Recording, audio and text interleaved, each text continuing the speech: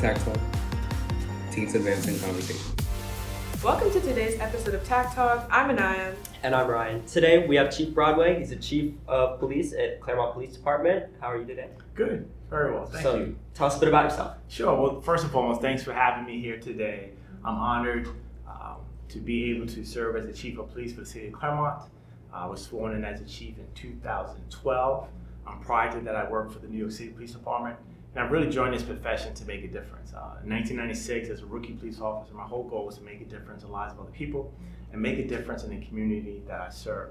Fast forward to today, 27 years later, as a chief of police, same goal, same mission, make a difference in the lives of other people and make a difference in the community that I vow to serve and to protect. So thank you for having me. Of course. So I know you started off playing college football when you were younger. How did you transition from football to law enforcement? Sure. So playing college football taught me a lot.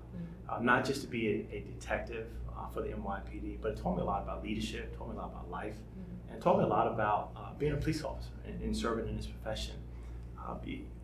Being a collegiate athlete, learned a lot about teamwork, working together with others. We may not be the biggest fan of one another, but you know what, we still work together. We may have different theories, may have different thought processes, maybe different political party affiliations, but we work together for a common goal to win football games and to become better citizens and better productive members of society. Yeah. So we were talking about, when you were younger, what was your goal growing up? What was your career aspirations? What did you want to do? Sure. Well, there's two things that I wanted to do.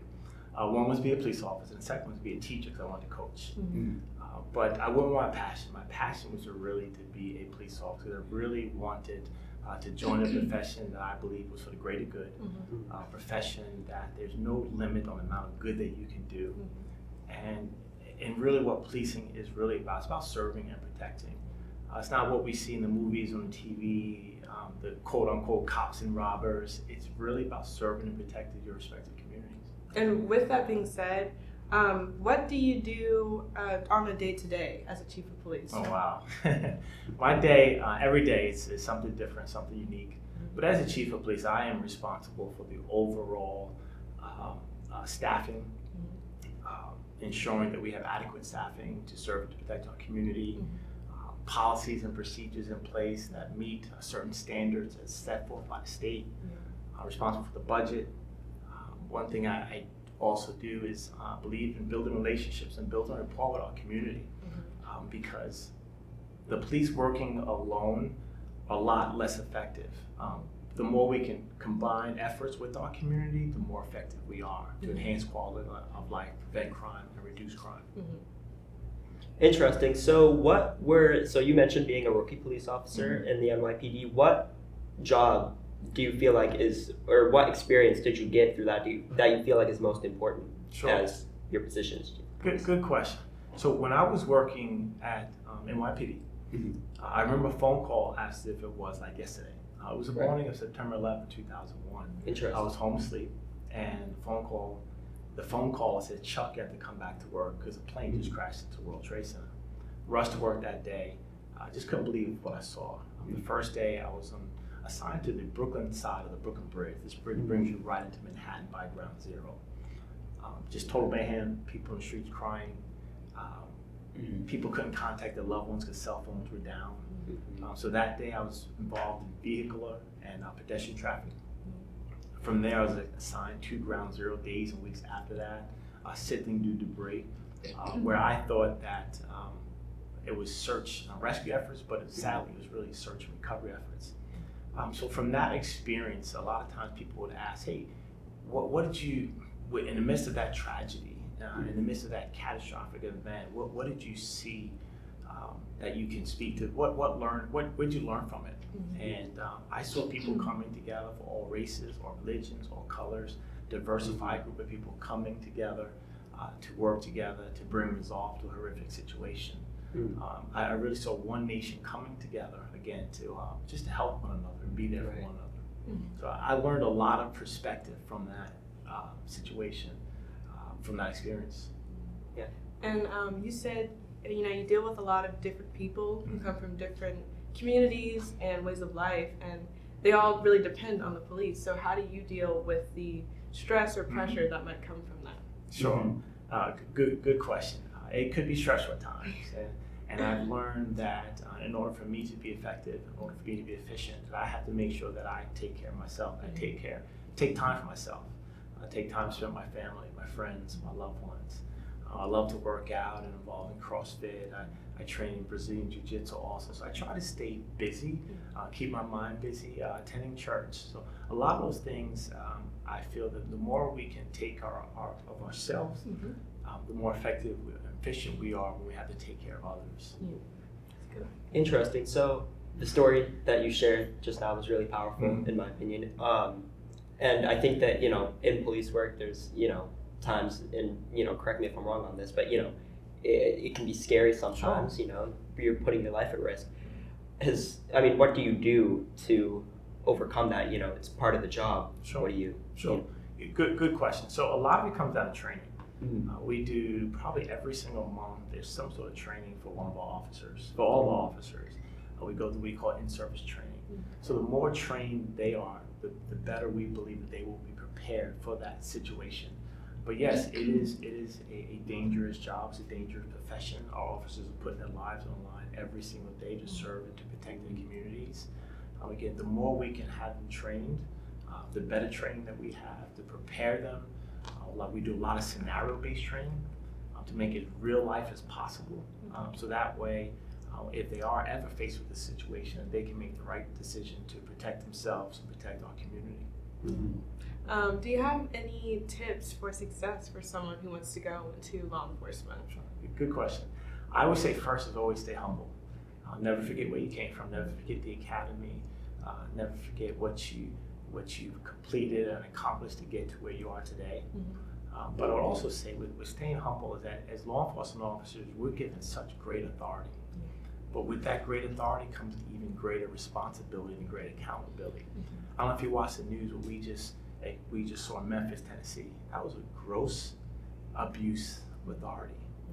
And again, officers are given such great authority.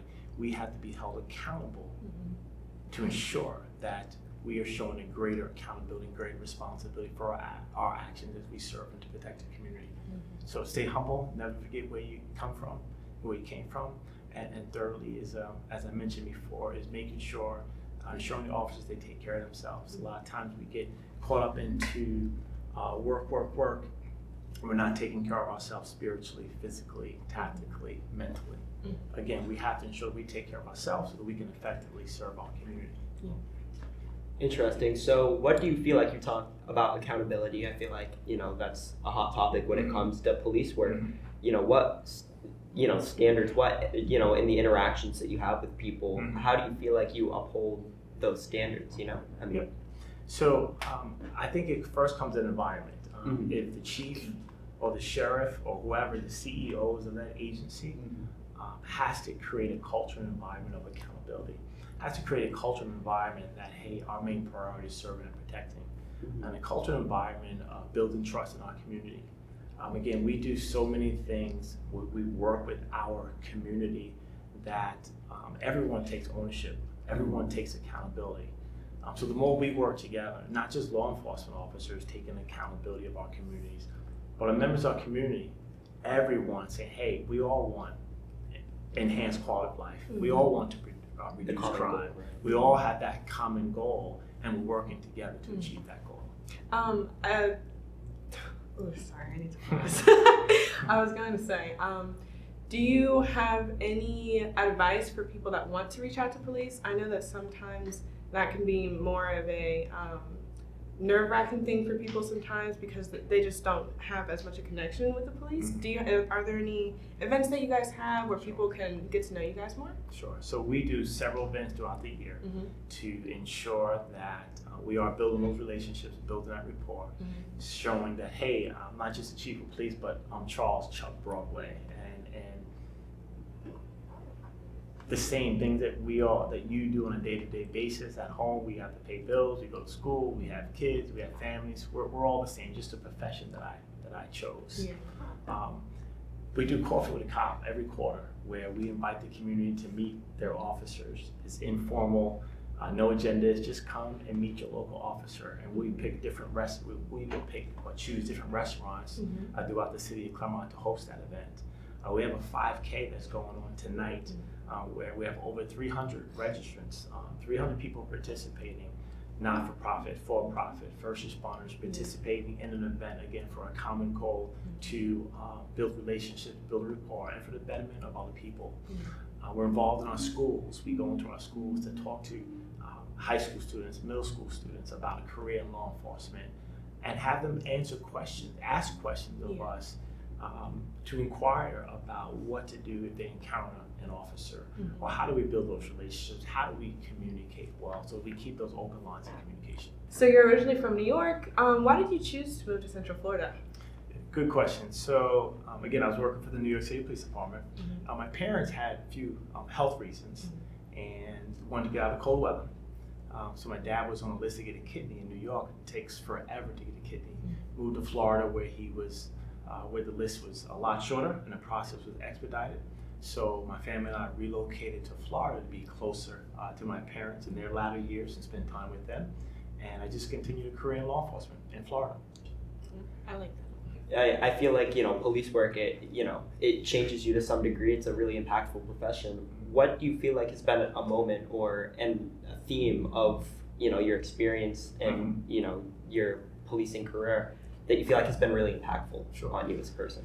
I think what has been very impactful is that first, this is a noble and honorable profession. It is truly for the greater good. It's about serving and protecting, and the impact that officers can make. Some of it, they may never know the impact that they make. Just their presence may prevent a crime, reduce crime, save somebody's life. So again, it is truly for the greater good. The impact that it has on me has been tremendous. Is that again that I can utilize this career to make a difference in the community, make a difference in the lives of other people. Yeah. Well, thank you for coming onto the Thanks show for having today. me. Yeah. For the end of the episode, we'd just like you to ask us each our own question. Sure. Yeah. Can I ask all of you one question and get different opinions from it? Okay. So my question would be: right now, we nationwide agencies are having a challenge filling vacancies. A lot of law enforcement officers are dealing with shortages throughout the nation. My question to you is, why do you feel that? And then what can we do better as a profession to recruit more people in this profession? When I was growing up, everyone wanted to be a police officer, in my mind. Now, today, it's not the same. Yeah. So what can we do better to encourage others to apply and join this honorable, noble profession? I would say that I think that a lot of the narrative of police work has changed, and I feel like really like how you said you want to be a part of the community, you want to connect with the community, and I think for high schoolers at least, that's not something that happens often enough.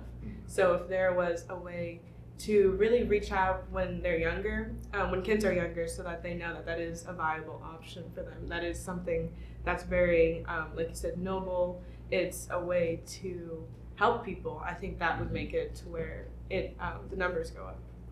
Good answer. Yeah. Thank you. Well, one thing that we try to do is be so proactive is a young person's interaction, their first interaction with a law enforcement officer or agency. We want that to be positive. So as a chief or a sheriff or a CEO of a law enforcement agencies, we have to be very intentional about that. Very intentional of creating those environments, creating an atmosphere, creating those instances where that first interaction is one of a positive one, and then maintaining that. Agreed. Good answer. Thank you. Yeah, I definitely agree with what Anaya said. I think that, there's a lot of, and there's a lot of, politics, divisive things that are wrapped up in that. And I feel that, it is a noble profession. Like you were saying, at the core of it, you're protecting people. And that's something that's really important. It's really special that is involved in police work. And I think that, forming those connections with people in the community is something that, is really important. It's something that the Clermont PD gets, right in our area. Clermont PD, it stands out. It's, you guys, you reach out to people, and that's something that's really important. I feel, when citizens can feel that connection, like you said, police officers are people too, and I think it's important for, people to see that, and, it's an important thing to acknowledge, and I feel like, the more that people put themselves out there, I think that it's, something that's really important, and I think that it restores some of that narrative, it's, at the core of it, it's a noble profession, it's a cool job, it's something that, provides you really special experience, and I think that, that's something that, by putting, yourself out there, I think that that's something that people see, and, I've certainly learned things. Thank you. Thank you for tuning in to TAC Talk. Thank you for coming. If you want to follow us, you can follow us on our socials. That's Thrive Clermont on Instagram and Facebook, or you can go to thriveclermont.org to learn more about us as an organization. And yeah, thank you for tuning in. Thank you for coming. And we Thanks, appreciate man. Thanks your for time. having me.